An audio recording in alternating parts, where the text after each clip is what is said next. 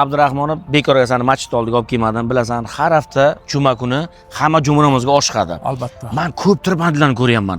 Mahallalarning ichiga qo'yib ketishadi yoki bo'lmasa kimdir darvozasining oldiga qo'yib ketadi yoki yo'llarni va shunda endi umuman olganda to'g'risi bizani o'zimizga to'g'ri kelmaydi.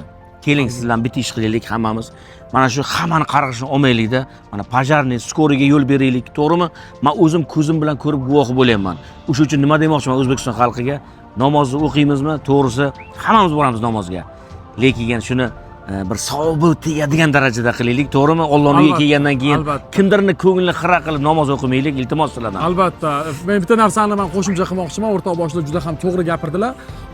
Biz agar imkon qadar mashinamizni shu masjiddan uzoqroqqa, mahalla ichiga yo bo'lmasam birorta bir chekkaroq joyga, hech kimga xalaqit bermaydigan joyga bemalol 1 kilometr masofadan piyoda kelsak ham a'lo bo'lardi. Ya'ni jamoat transportlaridan foydalansak bunday holatlarda. Bizning maqsadimiz nima? Shunchaki sizni o'zgalarga xalaqit bermasdan chiroyli ibodatingizni qilib ketishni iltimos qilish. Shunday emasmi? Faqat to'g'ri tushuninglar. Albatta. Bu biz majbur bo'ldik shu narsani video qilishga-da.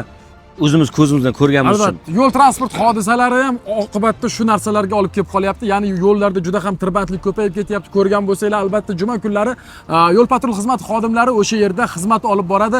Ularga ham qiyin bo'lyapti. Xizmat davomida mashinalar bir-biri bilan probka bo'lib qoladi, tirbandlik yuzaga keladi. Kimdir kira olmaydi, kimdir chiqa olmay qoladi.